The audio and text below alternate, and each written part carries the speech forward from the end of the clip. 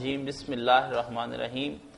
حاضرین و سامعین اکرام، السلام علیکم ورحمۃ اللہ وبرکاتہ۔ وعلیکم السلام ورحمۃ اللہ۔ اس وقت ہم پروگرام الدین الخالص کے ساتھ حاضر خدمت ہیں اور ہمارے ساتھ معروف دینی اسکالر مفتی محمد اسحاق صاحب تشریف فرما ہیں۔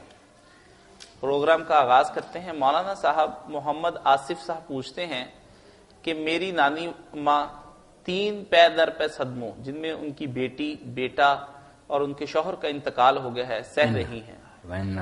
اسی صورتحال میں ان کی دماغی حالت درست نہیں رہی ہے، ہوش و حواس کھو چکی ہیں، اکثر اپنی بیٹی کے بارے میں پوچھتی رہتی ہیں کہ وہ ٹھیک ہے کہ نہیں۔ اس ساری گفتگو کا اصل مقصد یہ ہے کہ کیا اب ان پر نماز پڑھنی ضروری ہے، ہمیں کوئی کفارہ دینا ضروری ہے، اب ایسی صورت کیا ہو؟ آصف بچہ جب اتنے صدمے آئے اور ان کا ذہن ہی نہیں کام کرتا، ان کے لیے نماز کا حکم بھی ختم ہے، کوئی کفارہ دینے کی ضرورت نہیں۔ اگر توجہ دلانے سے کچھ ہوش آ جاتی ہے اور وہ نماز پڑھ سکتے ہیں چلو کہیں، ورنہ ان کو کہیں بھی نہ۔ بس اللہ تعالیٰ سے ہی مدد مانگنی چاہیے۔ ایسے صدموں نے نا انسان کے لیے سہارنا بہت مشکل ہے۔ پوے مصیبت بندے تائیں باجوں صبر نہیں چاہ رہا، حکم خدا کا موڑ نہیں سکتے، تو میں تے جگدار۔ اللہ کا حکم جاری ہو جاتا، بے بات ہیں بندے۔ 3 موتیں ہو گئی، اللہ اماں کو صبر دے، ان جانے والوں کو جنت الفردوس میں جگہ سے بخش۔ مشکل ہے بہت۔ محمد یا میں ایک واقعہ نا، سب ہم مصیبتوں سے ایسی آتی رہتی ہیں، اللہ کا حکم ہے کہ مومنوں صبر سے اور نماز سے مدد لوں۔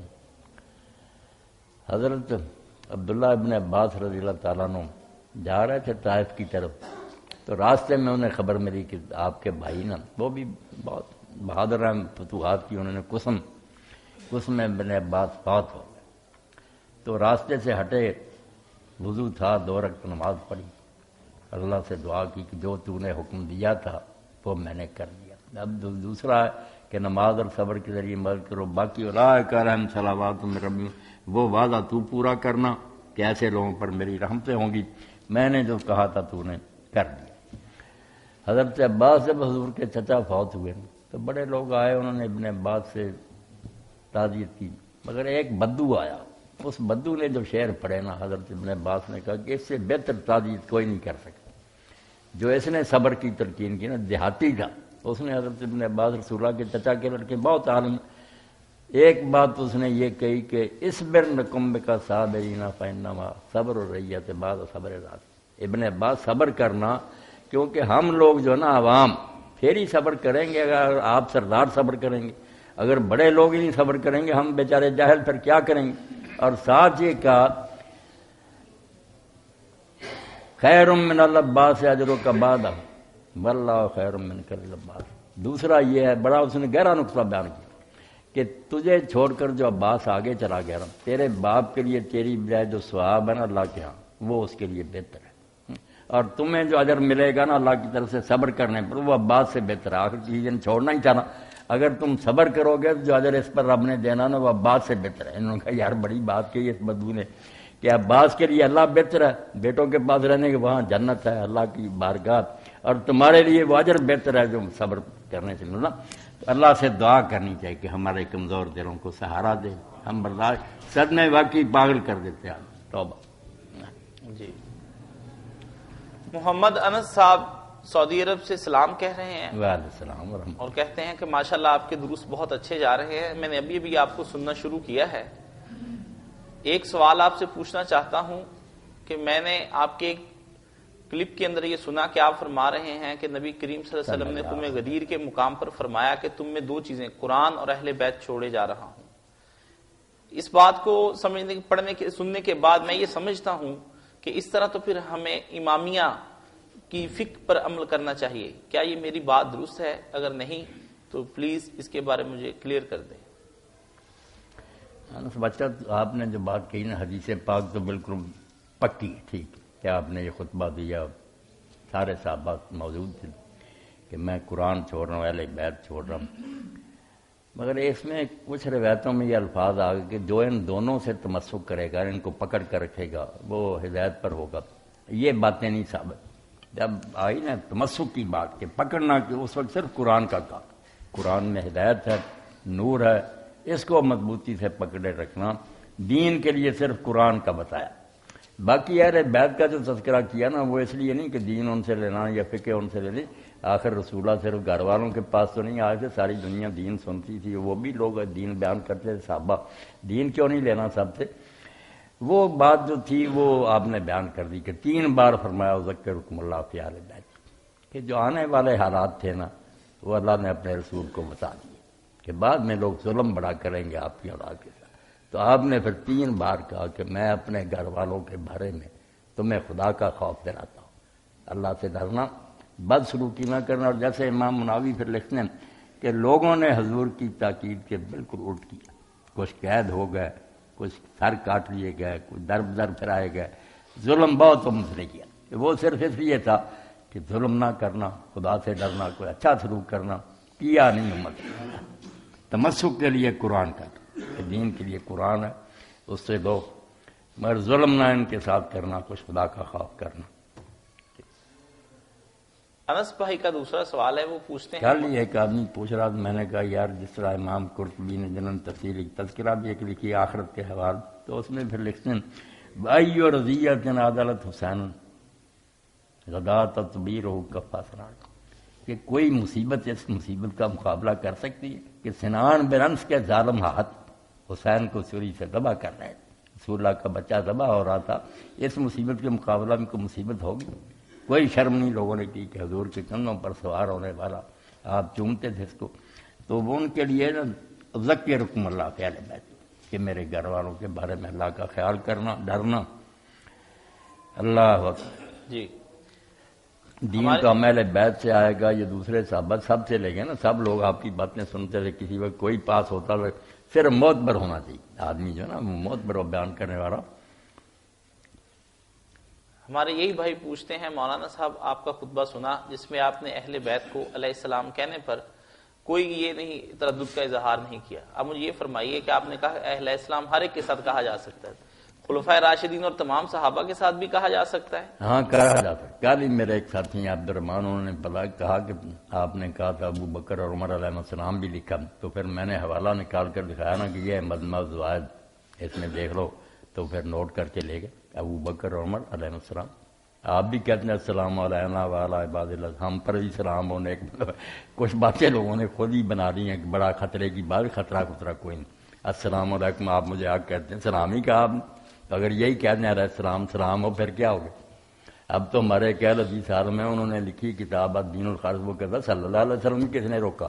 ہر بندے کے ساتھ کہہ سکتے ہیں, دعا ہی ہے کہ اللہ اس پر مہربانی فرمائے. السلام کے یہ نبیوں کا کوئی اس پر ٹھیکہ, بڑی زبردست کتاب سے لکھی الدین الخالص, کئی جلدوں میں فتح آئے. انہوں نے کہا یار دین جو اللہ رسول بتایا وہ بھی کتاب پڑھنے کی قابل. الدین الخالص ہم پشاور میں ہے, ہمارے رضی اللہ عنہ کا بھی سب کا اس نے لکھا, کوئی یہ میں نہیں ملتا. جس کے لیے جی چاہو تو دعا کہ اللہ راضی ہو جائے, اس سے رحمت کرے.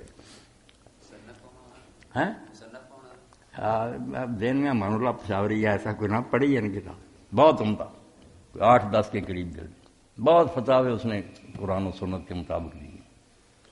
ایک دوست عباس پوچھتے ہیں مولانا صاحب میں نے آپ کی ایک سٹیٹمنٹ پڑھی ہے جس میں آپ نے فرمایا کہ حضرت عمر فاروق رضی اللہ تعالیٰ عنہ کے ساتھ حضرت ام کلثوم بنت علی کا نکاح ہوا. نکاح میرے پڑھنے میں تو یہ بات ہے کہ یہ سارا کا سارا فسانہ ہے, آپ کیا فرماتے ہیں؟ نہیں, بچہ افسانہ اگر ہو تو ہمیں کیا ضرورت ہے کہنے کی کہ یہ افسانہ نہیں حقیقت ہے. شیعہ سنی دونوں کتابیں بڑی پڑھی.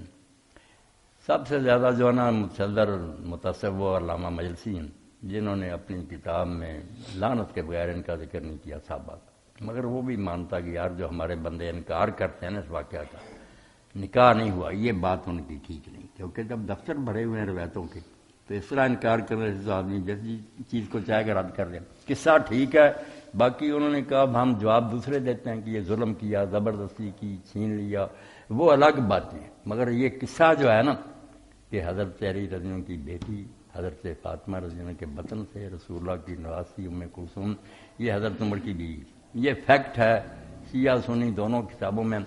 بلکہ شیعہ علماء نے اس سے بہت سے مسئلے نکالے ان کی فقہ میں نا, اس پر بہت سارے مسائل جن کا دار و مدار ہے. مثلا یہ کہ ہاشمی لڑکی جو ہے غیر ہاشمی کے ساتھ اس کا نکاح ہو سکتا, اس کے لیے بھی حوالہ یہی دیا، اور بھی دیے، مگر یہ بھی کہ حضرت علی رضی کی بیٹی وہ ہاشمیہ تھی، حضرت عمر کے ساتھ نکاح ہوا۔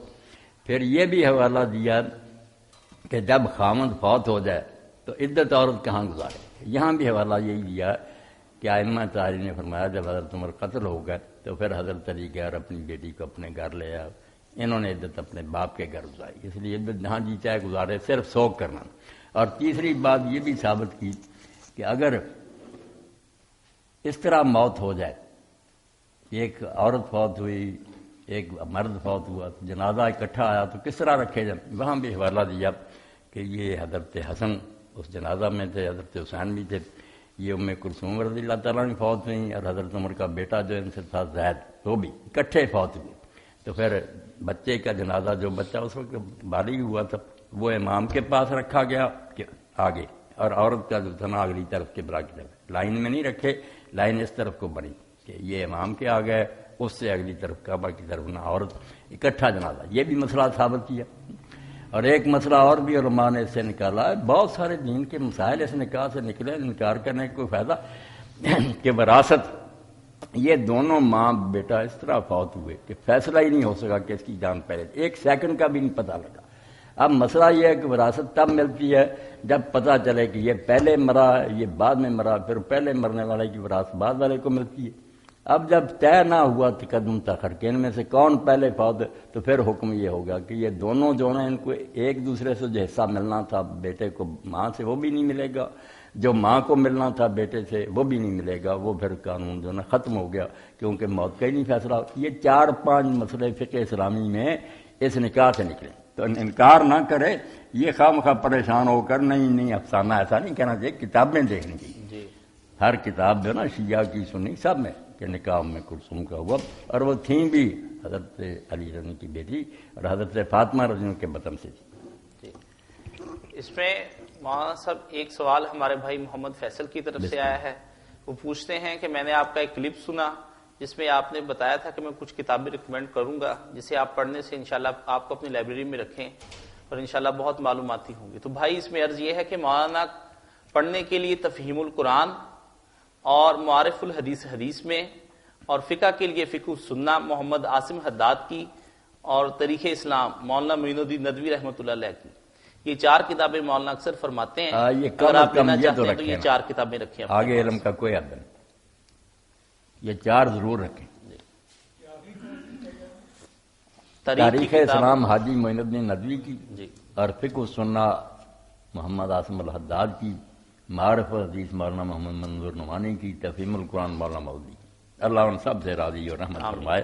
یہ 4 کتابیں تو بالکل کم از کم ہیں، پڑھنی چاہیے۔ سمیر بھائی انڈیا سے پوچھتے ہیں کہ مولانا صاحب السلام علیکم ورحمۃ اللہ وبرکاتہ، السلام ورحمۃ اللہ۔ بہت مطالعہ کرنے کے بعد میں کنفیوز ہو گیا ہوں کہ حضرت ابو طالب کے ایمان کے بارے میں کیا رائے قائم کروں۔ بہت سے لوگ، سنی لوگ کہتے ہیں وہ ایمان نہیں لائے، شیعہ کہتے ہیں وہ ایمان لے آئے، ایک صاحب فرما رہے تھے قرآن کی ایک آیت میں بھی ہے کہ وہ ایمان نہیں لائے۔ ایسی صورت میں بہت پریشان ہوں۔ میں نے آپ کا کلپ ڈھونڈنے کی کوشش کی، ملا تو پنجابی میں تھا، مجھے سمجھ میں نہیں آئی، میں بمبئی کا رہنے والا ہوں، مجھے صرف اردو سمجھ آتی ہے، نہ تو آیت ملی نہ آپ کی بات سمجھ میں آئی، برائے مہربانی جواب ضرور دیں، پہلے بھی 2 دفعہ سوال کر چکا ہوں۔ اللہ آپ کو خیریت سے رکھے۔ ایسے موضوع جو ہیں جن کا کوئی دینی دنیاوی فائدہ نہیں، ان میں نہیں الجھتا، باقی آپ نے چھیڑ دیا اور لوگ کرتے ہیں تو پھر کوئی نہ کوئی بات کرنی پڑتی ہے۔ ایک تو یہ ہے کہ ہمارے یہ شیعہ دوست ہیں انہوں نے بلا ثبوت ہی عام لوگوں نے ان کا نام بنا لیا کہ ان کا نام جو تھا نا وہ یہ تھا عمران تھا، اور قرآن مجید میں بھی آل عمران ان کے لیے بالکل بناوٹی بات ہے۔ آل عمران جو قرآن پڑھتا رہا آدمی پتہ چل رہا مریم کے والد تھے، خبر ان کا نام تھا عبد مناف۔ یہی بات نا پھر علامہ مجلسی بھی لکھتے ہیں کہ کیوں کہتے عمران، کوئی ثابت نہیں، عبد مناف جو آپ کے حضور کے بھی دادا پردادا تھے وہی نام ان کا تھا۔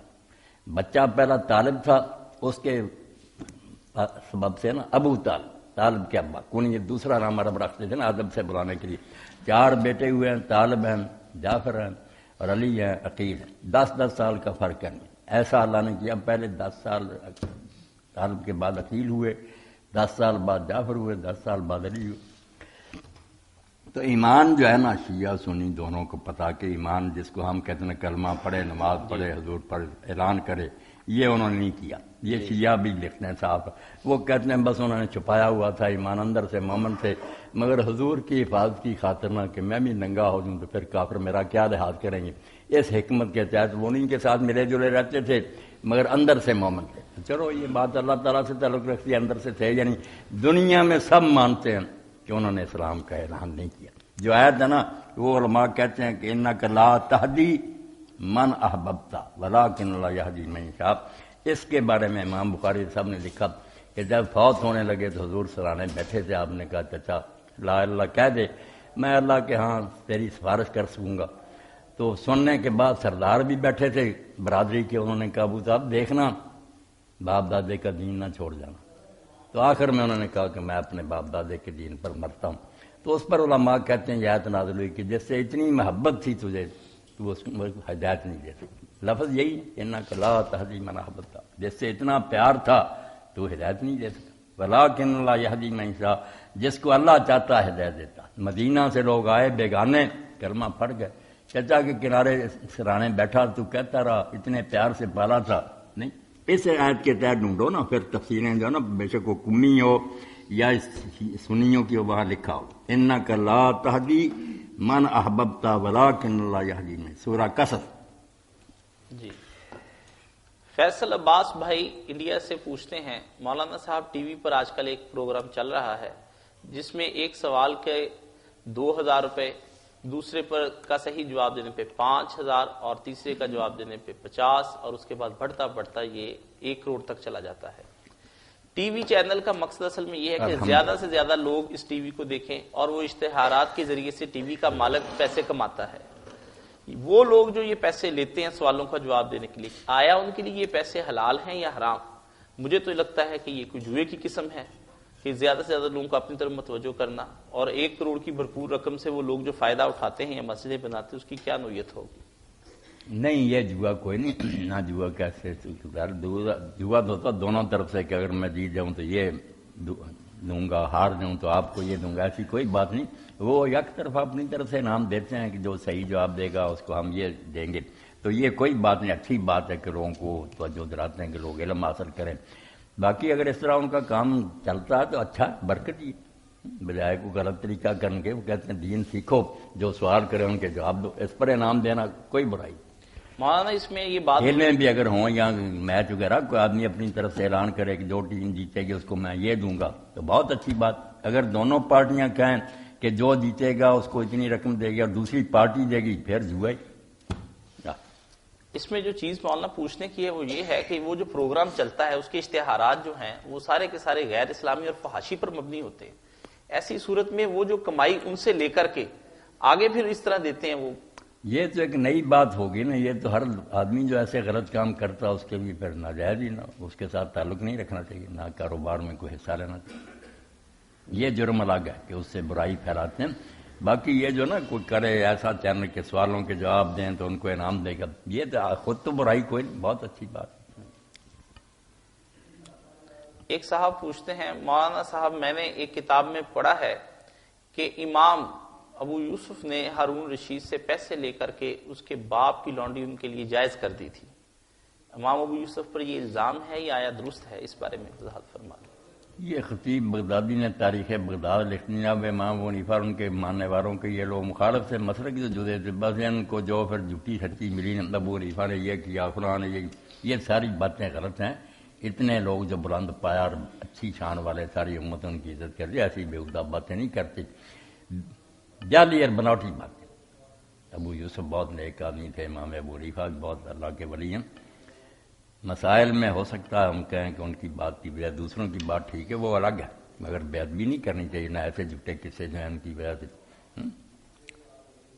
ایسی باتیں جو بچے نے کئی ان کے سے پوچھے حضرت رسول خدا کے بارے میں، حضرت زینب کے نکاح کے بارے میں جو آپ کی کتابوں میں لکھ دیا، اور کافر پھر سزائے ضمیر لکھتے ہیں کہ نبی کو جب شرم آئی کہ میں نے یہ غلط کیا، پھر آیتیں بنا لی کہ اللہ جانتا تو دل میں جو چھپاتا سورہ احزاب کی، آپ وہ پڑھے، میں نے اشارہ کیا کہ آپ منہ ہی نہیں دکھا سکتے، کہ نبی نے کیا کیا تھا، عاشق ہو گیا اس کو نہاتے ہوئے دیکھ کر، ہم مانیں ان کو، نہ چھوڑیں، دفع کریں ایسی باتیں۔ ابو حنیفہ ابو یوسف کو آپ روتے ہیں، حضور کو نہیں چھوڑا لوگوں نے، بے ایمان لوگ ہیں۔ جی ایک صاحب حیدر بھائی پوچھتے ہیں انڈونیشیا سے، سلام بھی کہہ رہے ہیں اور پوچھتے ہیں کہ مولانا صاحب یہ فرما دیں کہ یہ جو ناسخ منسوخ اور قصہ غرانیق، اس بارے میں بھی آپ نے کوئی خطبہ دیا ہے؟ قصہ غرانیق جو ہے نا، تلکل غرانیق، یہ تو بالکل باطل، بکواس اور جھوٹ ہے کہ اللہ کے رسول چاہتے تھے کہ اللہ تعالیٰ کچھ نرمی کرے، کوئی بتوں کی تعریف اتار دے، یہ کیوں میری دشمنی پڑ گئی لوگوں کے ساتھ، سارا جہان میرا دشمن ہو گیا۔ تو آپ کے دل میں یہ خیال آیا کہ کوئی بتوں کے بارے میں نرمی کرے، تو شیطان کو موقع مل گیا۔ پھر سورہ نجم پڑھ رہے تھے، قاضی ابو یوسف والی بات کی طرح کتابوں کو لیں گے کیا پلے رہے گا۔ اللہ کے پیغمبر مجمع میں سورہ نجم پڑھ رہے تھے، اور جب آپ نے پڑھا آفا رہے تم اللات والعزیٰ ومناۃ الثالثۃ الاخریٰ، کہ ذرا سوچو تو صحیح کہ یہ لات مناۃ العزیٰ کیا ہے، ان پر شیطان نے قابو پا لیا اور وہاں سے نکلوا دیا۔ تلکل غرانیق الرا، یہ تو بہت بلند پایا بزرگ ہے۔ وَإِنَّ شَفَاعَتَهُنَّ لَتُرْجَىٰ، اور لات منات عزیٰ کی سفارش خدا کی بارگاہ میں قبول ہوگی، بڑی تعریف آئی۔ اور بعد میں جب سجدہ کیا سورت کے آخر میں کافروں نے بھی کر دیا۔ حضور نے کہا یہی یاد تم نے کہ، انہوں نے کہا جھگڑا ہی ختم ہو گیا، تو مان گیا کہ بڑی شان والے ہیں، ان کا بڑا مرتبہ۔ حضور پھر غمگین ہو کر بیٹھ گئے کہ یہ کیا ختم ہو گیا۔ پھر اللہ تعالیٰ نے ایک اور آیت تو توبہ توبہ سورہ حج کی کہ تو اکیلا ہے، دل سے پہلے بھی جب بھی کوئی نبی رسول آیا اس نے کوئی تمنا کی تو شیطان نے اس کی آرزو میں بات اپنی جو ہے نا اسی طرح ڈال دی۔ الق شیطان فی امنیت، بعد میں پھر اس کو ختم کرتا رہا ہوں۔ اسی طرح یہ نبیوں کے ساتھ شیطان کر سارے نبیوں کے لے ڈوبے۔ یہ قصہ بالکل بکواس بےہودہ ہے، کوئی حقیقت نہیں، نہ آپ نے ایسا پڑھا نہ کوئی۔ یہ دجال راوی جو تھے نا بے ایمان مسلمان بنے اور اندر سے دین کو بڑھ، ان کے گڑے۔ اس پر نصب المجالق اس دور میں بھی نا پہلوں نے بھی رد کیا، مگر علامہ البانی اللہ عنہ پر رحمت فرمائے، انہوں نے نصب المجالق کہ میں نے توپیں لگا دی ہیں اس قصے کو اڑانے کی، جہاں جہاں تھا اڑا دیا اس کو، بالکل بکواس اور جھوٹ ہے۔ تو یہ کوئی بات نہیں۔ ناسخ منسوخ جو ہے نا اس کی بات سن لیں۔ ناسخ منسوخ ٹھیک ہے کہ اللہ تعالیٰ نے ایک وقت ایک حکم دیا، اس وقت وہی مناسب تھا۔ جیسے میں بچپن میں تھا تو میرے لیے درزی نے چھوٹا کرتا سیا، اس وقت وہ ٹھیک ہے۔ جب میں ذرا آگے ہو گیا عمر میں، قد بڑا ہو گیا، پھر دوسرا کرتا۔ اسی طرح زمانے کے حالات کے ساتھ کہ مسلمان کمزور تھے، اس وقت کا جہاد کا کوئی حکم نہیں، نمازیں پڑھو دین کفو ایدیکم، رکے رہو جہاد۔ وقت آیا پھر طاقت ہو گئی، مسلمان مضبوط ہو گئے، پھر کہا جہاد کرو۔ اس طرح ناسخ منسوخ تو بالکل ٹھیک ہے، ہونا ہی چاہیے۔ آدمی علاج کرواتا، ڈاکٹر پہلے کوئی دوائی دیتا، پیٹ صاف کرتا، بعد میں طاقت کی دے دیتا، وہ بیوقوف نہیں ہوتا کہ اب سمجھ آئی، سمجھ پہلے ہی ہوتی ہے، مناسب ہوتا کہ اس کے حالات کے مطابق یہ حکم ہے، پھر بعد میں یہ ناسخ منسوخ ٹھیک ہے۔ مگر قرآن میں اب کوئی آیت ایسی نہیں جس کو ہم کہیں کہ سرے سے بیکار ہے، اس کا کوئی فائدہ نہیں۔ وہ ساری جو نا کوئی نہ کوئی عالم اس پر عمل کرتا، اس کو کوئی حل ہو جاتا۔ اور زیادہ معنی صرف 4 آیتیں جن کا نا حکم پہلے تھا اب ختم کر دیا گیا۔ پہلے حالات میں وہ حکم بالکل ٹھیک تھا، بعد میں حالات بدل گئے، اللہ نے دوسرا حکم دے دیا۔ جی یہ جواہر القرآن جو ہے نا مولانا غلام اللہ خان رحمۃ اللہ، اس میں پڑھی کہ زیادہ سے زیادہ یہ 4 آیتیں، انہوں نے تو اس کو بھی حل کیا، مگر شاہ ولی اللہ نے مانا کہ نہیں یہ 4 تو جو ہے نا ٹھیک۔ مثلا ایک جگہ آتا کہ نبی سے بات کرنے سے پہلے صدقہ پیش کرو، قدموا بین یدی نجواکم صدقہ۔ منافق جو تھے نا انہوں نے تنگ کرنا شروع کیا تھا، کوئی بات نہیں ہوتی، حضور ہم نے کوئی راز کی بات کرنی۔ ایک تو یہ تصور دینا کہ یہ بڑے حضور کے لاڈلے، آپ ان کو وقت دے علیحدہ لے جانا، بات کوئی بھی نہ ہونے، وقت ضائع کرنا کہ آپ دین نہ سکھا سکے۔ تو اللہ نے پھر پابندی لگا دی، ان کا پول کھول دیا کہ نبی سے راز کی بات کرنی ہے نا تو پہلے صدقہ پیش کرو۔ لاؤ، وہ بے ایمان منافق اسی لیے ہوتے خیرات نہیں کرنی، ڈر گئے کنجوس سے۔ تو اللہ نے پھر اگلی آیت میں فرمایا کہ جب تم ڈر گئے اور بعد آ گئے اس حرکت سے تو اب وہ حکم ختم ہے، اب پہلا نماز زکات ٹھیک ہے، یہ صدقہ پیش کرنے کا حکم ختم۔ یہ ایک ہی جگہ دونوں پھر اللہ نے آیتیں کر دی۔ اس طرح کے ناسخ منسوخ بالکل صرف 4 آیتیں شاہ صاحب نے نا الفاظ الکبیر یہ ہیں، باقی جو کہتے ہیں نا یہ بھی منسوخ، یہ بھی منسوخ۔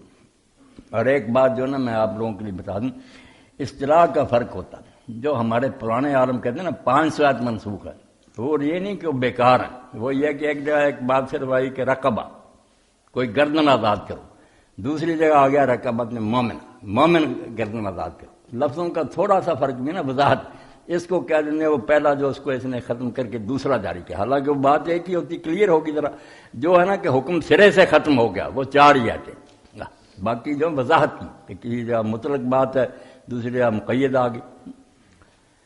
جی ایک دوست اسپین سے پوچھ رہے ہیں، مولانا صاحب میں سالٹ کا کام کرتا ہوں جو بطور ایک میٹل کے یہاں پر استعمال کیا جاتا ہے، اس سے میز بھی بنتے ہیں، کرسیاں بھی بنتی ہیں اور لیمپ بھی بنائے جاتے ہیں۔ بعض اوقات لوگ ہمارے پاس آتے ہیں، وہ آ کے کہتے ہیں کہ جناب آپ ہمارے بچوں کے لیے اس طرح کا کوئی اور پیس بنا دیں جس میں فش بھی ہوتی ہے، کچھوا بھی، یہاں کے گھوڑا بھی، ہاتھی بھی اور بہت سی چیزیں، کیا میں یہ چیزیں ان کو بنا کر دے سکتا ہوں؟ یہ مجسمے ہیں۔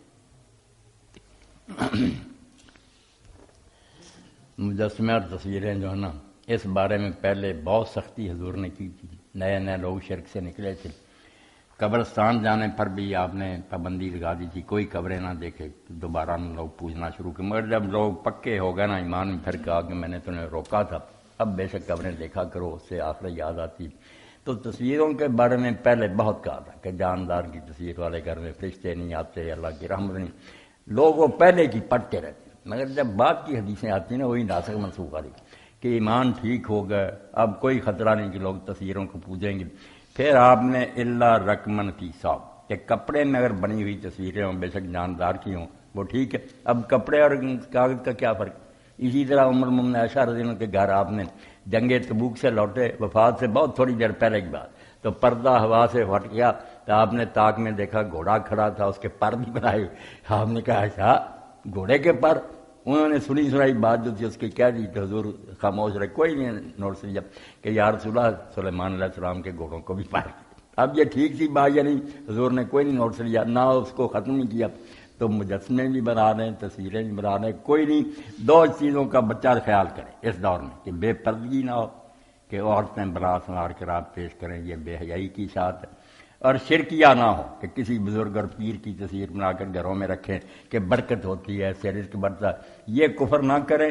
عام تصویر کوئی ہے نا تو بنا لی ہے تو کوئی بات نہیں، یہ حدیثیں جو نا اللہ رقم فی صابر وہ گھوڑے والی بتاتی ہیں کہ اب اتنی سختی نہیں رہی۔ آخری سوال شہباز علی صاحب پوچھتے ہیں، مولانا صاحب امام طحاوی کے حوالے سے نا فقہ السنہ جو ہے نا امام سید سابق کی، انہوں نے یہی بالکل کھول کر لکھا کہ اب یہ اتنی سختی نہیں، حضور نے رعایت دے دی بہت ساری۔ وہ پوچھتے ہیں مولانا صاحب یہ انسان کی ابتدا کہاں سے ہوئی؟ آج کل کچھ اسکالرز اور سائنٹسٹ کو میں نے پڑھا ہے، وہ دعویٰ کر رہے ہیں کہ انسان پہلے بندر تھا۔ ایسی صورتحال مجھے بتائیے، قرآن کریم کچھ اور کہہ رہا ہے، یہ کہتے ہیں بندر تھا، میری سمجھ سے باہر ہے۔ میرے بچے یہ سائنس جو ہے نا اس کا مدار ہے مشاہدے پر، کہ آنکھوں سے دیکھی ہوئی چیز کو ماننا، یہ جو قیاس آ رہی نا کہ شاید ایسا ہوا ہو، یہ فلسفہ ہوتا ہے، فلسفے میں ہوتے ہیں ظنون اور تخمینات۔ سائنس کا کام تو آبزرویشن ہے کہ کوئی چیز لیبارٹری میں سامنے نظر آئی اس کو ماننا۔ ان سائنسدانوں نے کب بندر انسان بنتے دیکھا؟ کچھ نہیں، بکواس کرتے ہیں، یہ خیالی پلاؤ جو نا فلسفے والے بکتے رہتے، سائنسدان کا کام، سائنسدان نہ ہاں کر سکتا نہ وہ کہا جو میری آنکھوں کے سامنے بعد میں صرف اس حد تک جا سکتا۔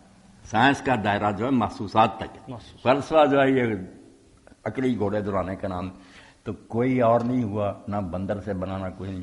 یہ چاہتے کیا اصل میں ان لوگوں کے لیے یہ مسئلہ کوئی نہیں کہ جانور کہاں سے بنے ہیں یار، یہ کہاں سے، پلیز لوگوں کے ذہن میں کہ ثابت کیا جائے کہ انسان کوئی الگ مخلوق نہیں جو نیک ہو اور برائیاں چھوڑے، یہ بھی جانور ہے، جیسے جانور اپنی ماؤں سے بدفعلی کے بندر پیدا ہوا اپنی ماں کے ساتھ جفتی کر لیتا اپنی بہن کے، یہی چاہتے ہیں کہ بالکل اباہیت پھیل جائے، کوئی نیکی بدی نہ رہے، انسان جانور بن جائے، بدماشیاں پھیل جائیں، اس کے لیے ایسی باتیں کرتے ہیں، ورنہ انہوں نے کوئی بندر انسان بنتے نہیں دیکھا، نہ دکھا سکتے۔ کہاں بن رہا بندر؟ اب دکھاؤ نا، اتنی دنیا میں بندر ہے، دکھاؤ کہ اس کی دم گم ہو گیا، اس طرح وہ انسان بن رہا، پہلے کبھی بنا ہوگا، اب روکے آ سکتا، اگر بنتا اب کیوں نہیں بنتا؟ کچھ نہیں، نری بکواس اور بےہودگی ہے، انسان پہلے سے انسان بن بھی۔